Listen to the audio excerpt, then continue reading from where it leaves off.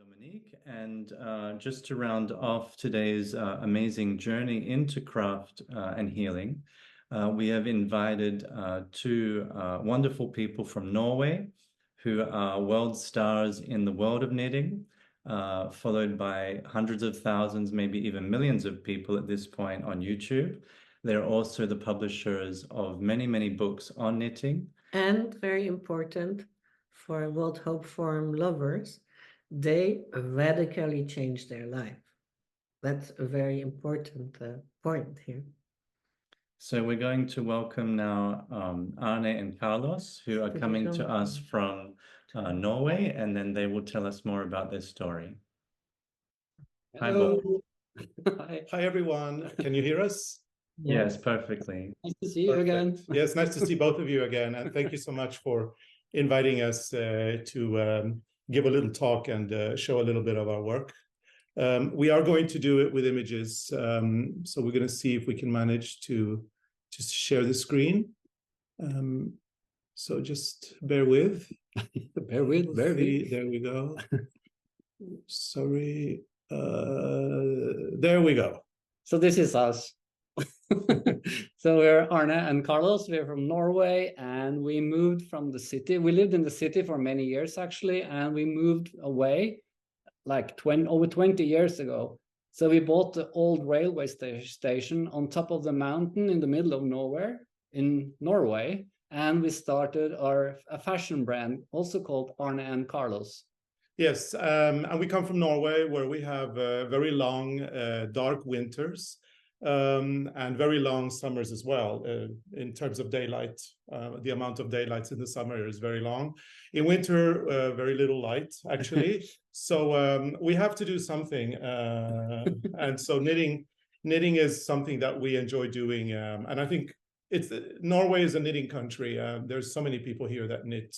And it's a great way to just sit at home and enjoy and relax and have a nice time doing something lovely. But originally, knitting was our hobby. Yeah. And we worked as knitting designers. So here we are, by the way, in the mountains and fjords of Norway in the summer. This is not far from our house. Yes. But originally, we were knitting designers and in the fashion industry, and we supplied beautiful knitwear to shops all over the world in the high-end segment. And we did so until 2010.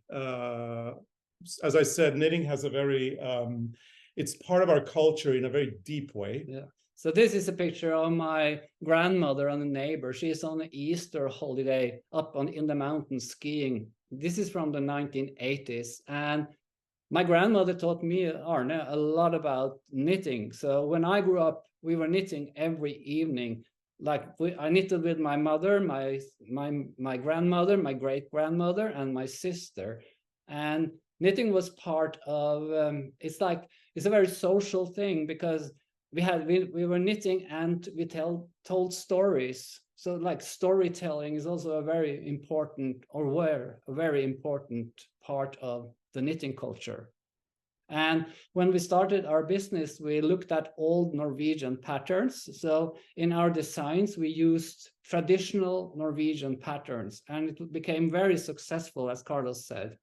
Yes, so here are a few examples of the kind of knitwear that we would supply stores all over the world. We were particularly big in Japan at the time, supplying hundreds of stores over there with Norwegian knitwear designs that kind of reflected the culture, the symbolism that we've had here. Traditionally, we have been knitting with more than one color since the 1840s. So it's over 100 years of traditions that we worked into modernizing back in those days. So here's one example, and here's another from those days and that time. And we were doing this until 2010. And then, if you all remember the financial crisis in 2008, by 2010, we were feeling very much that the fashion industry was no longer fashionable, in the sense that it was ridiculous that people were told to renew their wardrobe every 6 months. And we felt that we were doing well, but we were not very happy with supplying our knitwear to stores, and then because of this crisis, they were putting the clothing on sale immediately at that time, and then they were still asking us to deliver more. So in 2010, we left the fashion industry, and while we were thinking about what we wanted to do, we decided to embark on a little project that we felt could be a fun little book that maybe a few people in Norway might enjoy, where we started putting all the rich culture and heritage of our knitting culture here in Norway in a project that was very easy and very accessible. And we published a book on knitted Christmas balls. 55 knitted Christmas balls. And that's all there was in the book, only knitted balls. But there was also another trend at the time, and it seemed like doing things yourself and have time to do things, that was also kind of a new luxury. So like you could show people that you actually had the skill and you had the time to do it. Yeah. So that was very important at the time. The idea was that we took all the heritage of our country and we put it in these little Christmas balls. They're actually quite easy to knit. If you are a very experienced knitter like Arne, you can knit one in an hour. I can knit one in about 3 hours. And when this book came out, it went straight into #1 in the Norwegian bestseller list for nonfiction. And after 44 weeks, so we are way past Christmas by the time the book left, we realized that this little book really just provided people with some comfort and also the sense of accomplishment, because you could actually finish one rather quickly.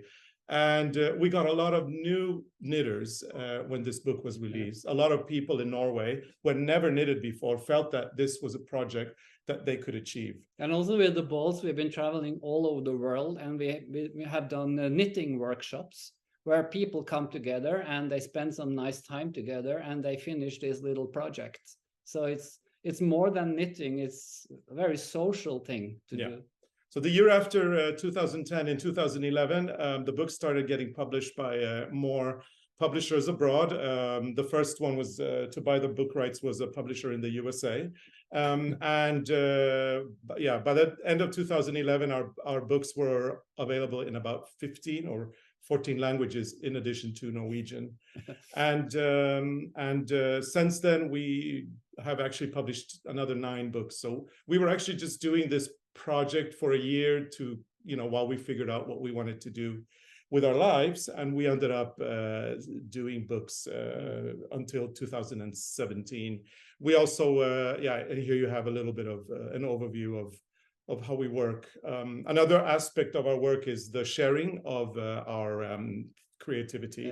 We want to show people how we are creative and hopefully inspire them to be creative. That's kind of one of the favorite things by the design work we do, is when we can actually show people the inspiration behind the work and inspire other people to do their things. Yeah.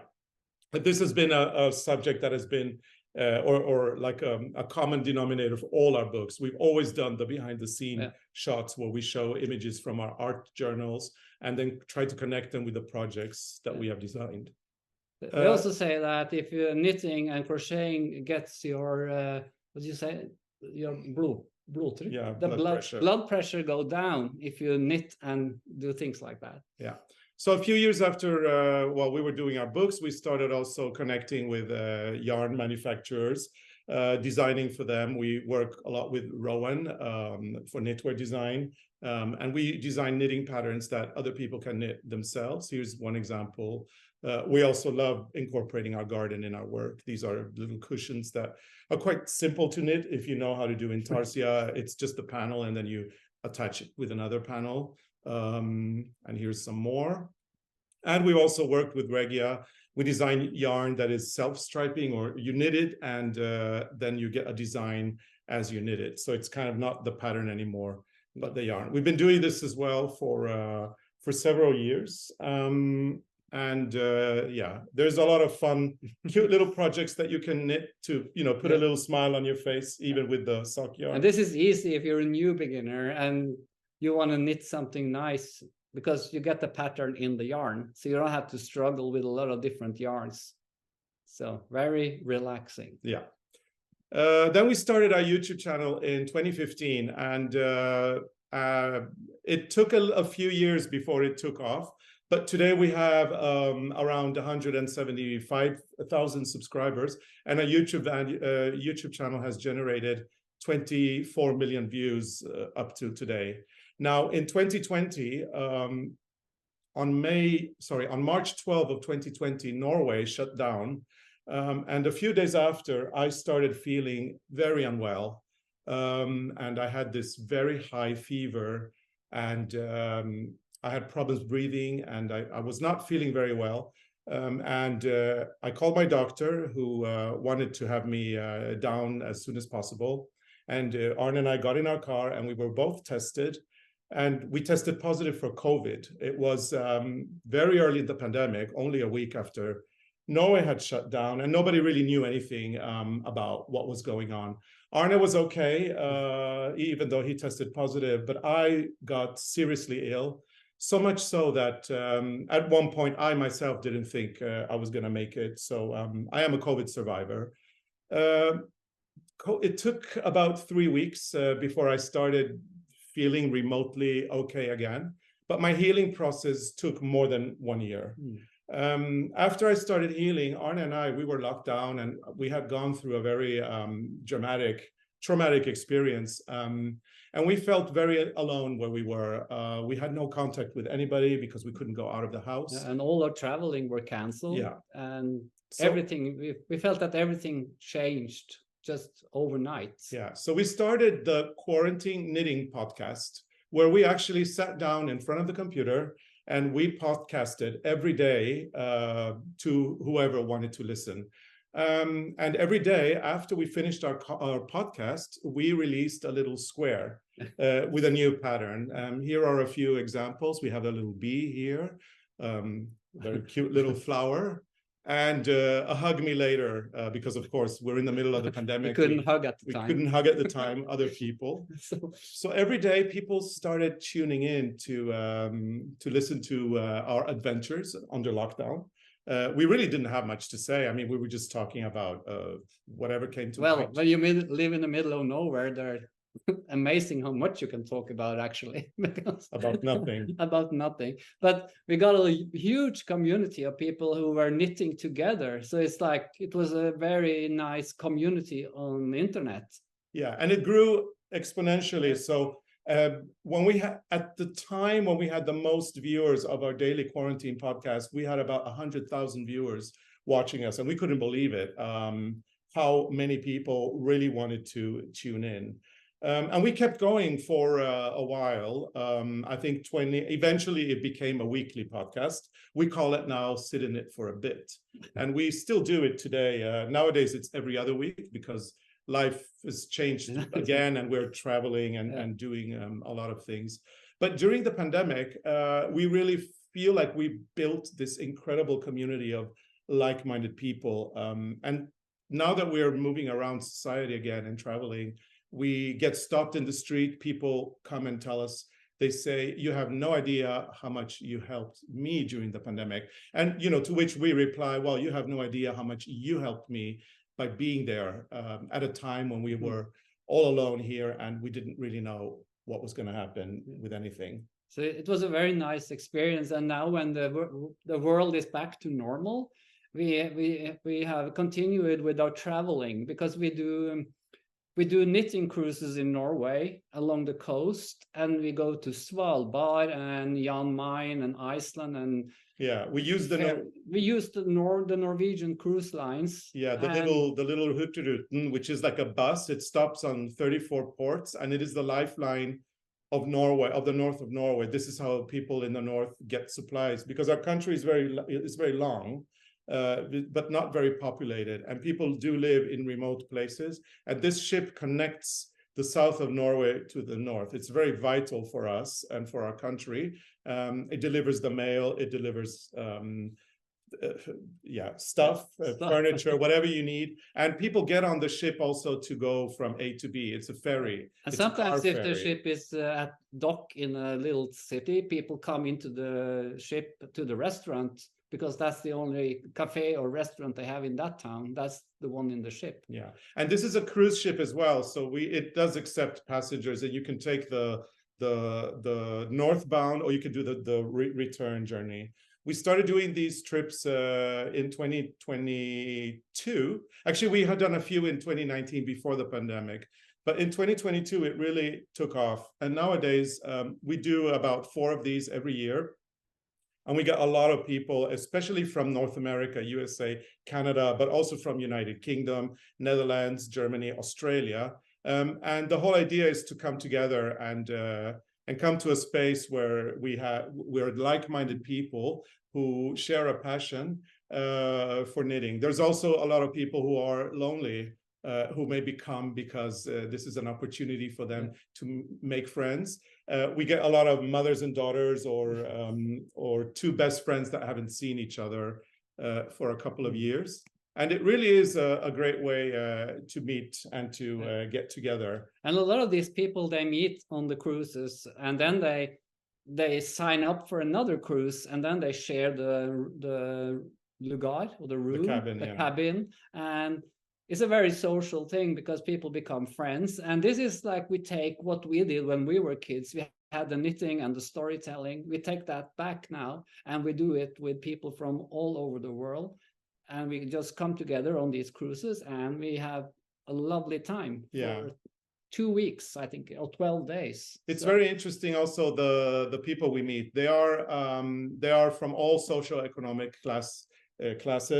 They are from all ages. It's not only 89-year-old grandmothers who knit. You've got people in all ages knitting, and a lot of professionals, a lot of people with very demanding jobs. I mean, we have met rocket scientists who work in NASA who come to knit. We have doctors. We have opera singers. We have people who run their own businesses, like with 200 employees. And then we have, of course, people who love knitting and who've always been doing it passionately. Young people as well in their 20s and 30s who picked up the hobby maybe during the pandemic, maybe even before. So for us, knitting really does bring people from all fields together into a really, really beautiful community. And that is what we have been experiencing since we launched our first book. And we are also very grateful to the community for almost saving my life during the time after the pandemic when I was so seriously ill.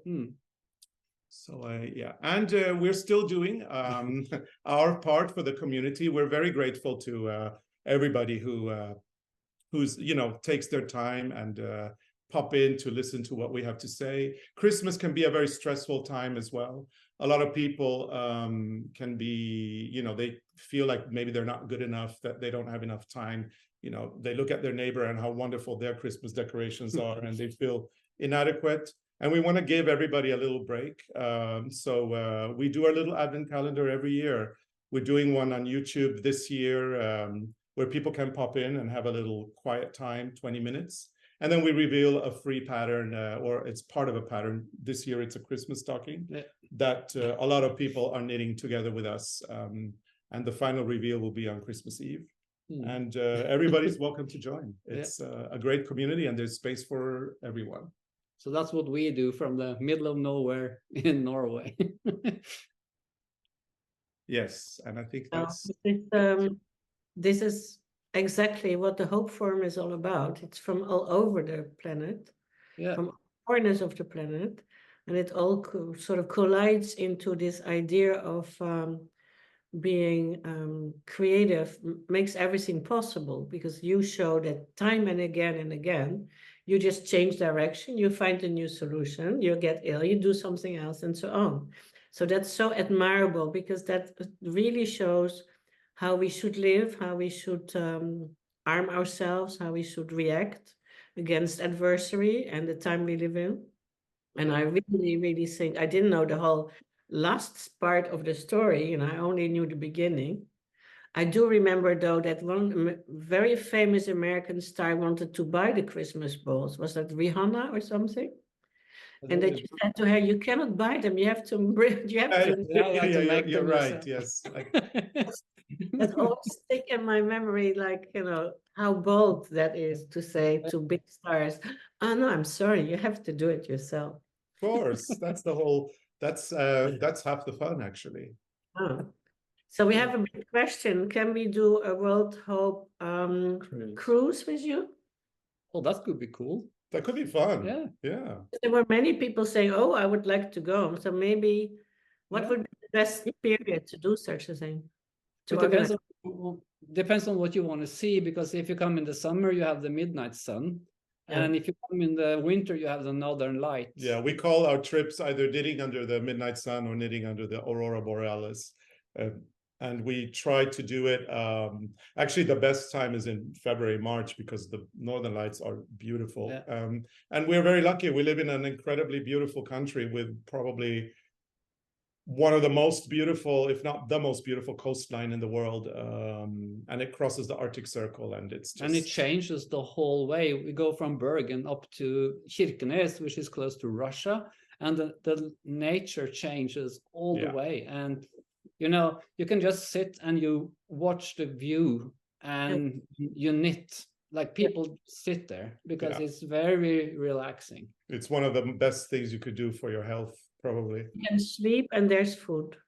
Yes, and we're very lucky because it's the Norwegian government needs this line. It's very important for us. So it's been very well developed into this really great product where you can there's cabins there where you can stay, and there's really good food. And then the ship stops in 34 ports day and night. It depends on the schedule.